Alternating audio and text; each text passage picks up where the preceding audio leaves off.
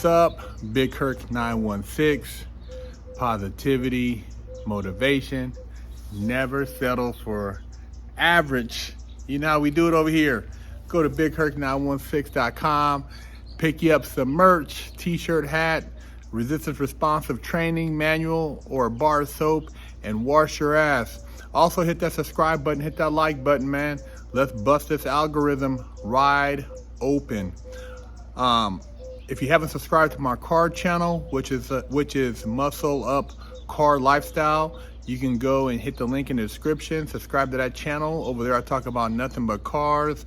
I'll be doing car gatherings, car events in Arizona, so stay tuned for that. Make sure you follow me on IG, Big Kirk 916, and Muscleup Car Lifestyle.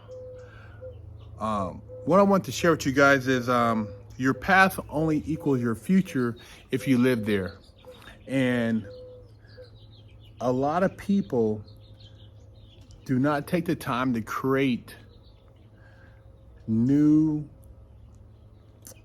events in their life.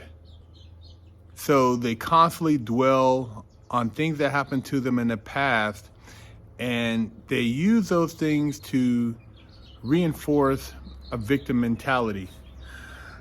A mentality that creates sympathy, focuses on weakness, and it doesn't move to create any resolutions or solve any present problems. And if you want to grow as a person, you want to elevate yourself, you got to constantly evolve, man.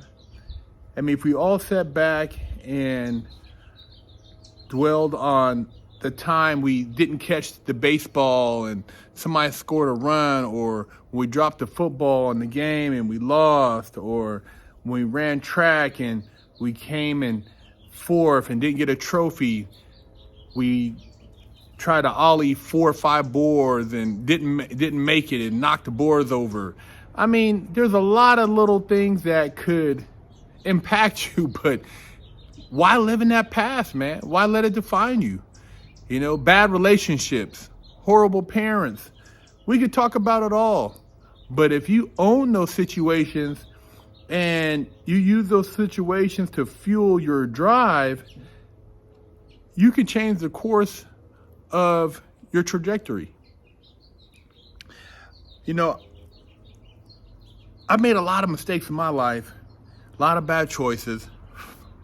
Wasn't a dumb kid, was a straight A student for the most part.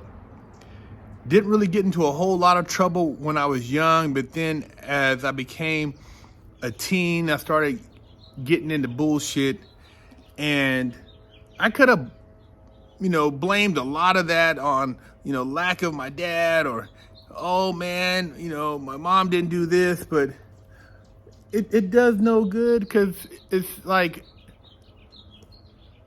where's my accountability? Where's my acceptance for my own actions? A lot of people today don't want to accept anything for their actions. They don't want to have any consequence to things they do. They don't mind just stealing and doing things, and there's no consequence to it. And if somebody does something to them, then they're a victim, or it's racism, or it's bigotry. Yeah, I see these kids like doing a lot of these walk-in grabs where they're stealing shoes, stealing clothes. And I'm gonna be real with you, man. I've done some of that stuff when I was a kid, and I didn't get caught. Back then they would chase you and this and that, but I did some stupid stuff like that, and I'm not proud of it. So when kids do stuff like that, I can see how you do things and think that, hey, I'm gonna take this chance, and I know that I'm doing something that my family wouldn't approve, but I'm gonna do it anyways. But what that leads to is other crimes. It's a gateway for other criminal activity. So when you're thinking you're getting away with something, you're really not getting away with anything, because one day there will be a reckoning, and it might not be 2 years, it might not be 3 years, it might be 5, 6 years later. And that particular situation or instance or crime that you get caught up in, It might take away a decade of your life. It might take your life. It might have you sitting in the penitentiary all day long. So even though these people are passing these laws and you're thinking, oh man, see, it's about time because they didn't give us reparations, and we were getting racially profiled and all this stuff, so we deserve to get away with these crimes. They're setting you up for the long run. It's a long game, man. And when you think about if somebody would have caught you early on and maybe checked you, maybe you wouldn't have went on to do the other things you did. I used to reflect on that all the time, like, how did I get to the penitentiary? And when I looked around and I seen some of the guys that were in there and I had conversations with them, I knew I was different. But I was in there with them, so I wasn't too different because I still got caught up. But I couldn't go around pointing my finger at the government. I couldn't blame the policeman. I couldn't blame my mom. She didn't tell me to go out there and do that stupid shit. So you can't continue to think that your past is what defines you and live in the past to justify your present. You have to accept responsibility. And a lot of you guys, you haven't got any felons yet, but when you catch a couple of them, then you wonder why certain jobs don't want to hire you, or you got to go through certain interviews that are outside the norm, and you're saying, no, they're being racial now. No, you set yourself up. You're the one to blame. Nobody told you to create a criminal background. You have all the opportunity in the world. You got this phone right here. You can run a business. You can run an e-commerce store. You can buy and sell stock, cryptocurrency, cars, bicycles, comic books. You can do all kind of stuff, man. But you have to put in the effort to want to own up to who you are today and where you want to go tomorrow. It's not about this whole woe me, victim me, yell and scream. What happened to having a great conversation and working through things that you've done that have affected you so that you can be better today? What happened to that, man? I don't bring up my past to people I meet in the street, man. I'm the same person, whether you see me on camera or off camera. And if somebody says, hey, man, you didn't tell me you've been locked up for this or that, I'm like, dude, I'm at the gym. I'm not going to tell you my whole business. If you go look me up after the fact, then yeah, I'll own up to it. I'm not embarrassed by it, but I'm not going to go brag about it. I'm not going to walk around like a lot of these cats and, oh, I did 10 years, 20 years. So what? You should have done 20 years on the street taking care of your family. It's nothing to brag about. It's not like, whoa, I wish I would have never went through any of that stuff, but I did. I got to live with it. I'm here today. I'm healthy. I'm sharing my story, helping you guys, hopefully through my stories, to enhance your life, to make better choices, and letting you know that your past does not have to make you a victim. You ain't got to be a weenie. You ain't got to be a crybaby. You don't have to shout and yell. You can talk sensibly. The game is bigger than you, and don't blame your shortcomings on your skin color, man.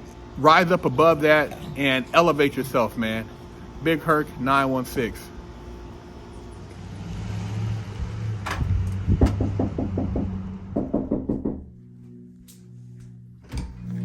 Hello, my name is Big Herc 916, and I'm with the Wash Your Ass Committee, and I'm traveling across America helping people wash their ass and get their booty holes clean. And I have with me here today Wash Your Ass soap, and this one in particular is Butt Naked Scrub, but I also have Festival, Oatmeal Milk and Honey, Jamaican Me Crazy, Monkey Farts, and all these scents smell very good. They will help cleanse your body of funk and also make you feel better about yourself. So if you can go to BigHerc916.com, you can pick you up a bar, and my goal is to help America combat funk. Go to the Herc store at BigHerc916.com and pick you up a bar of soap so you can wash that ass, or pick you up some Never Settle for Average merch or some of the Muscleup Car Lifestyle merch. We have hats, never settle for average. Got the Muscleup t-shirts. We also have the never settle for average tank tops. Got the Muscleup Car Lifestyle hoodies. Got the beanie caps. Hey man, represent. And I know you guys aren't average, so pick you up some swag and step your game up. Hello, I'm Big Herc 916. Contact me for life coaching and motivational speaking.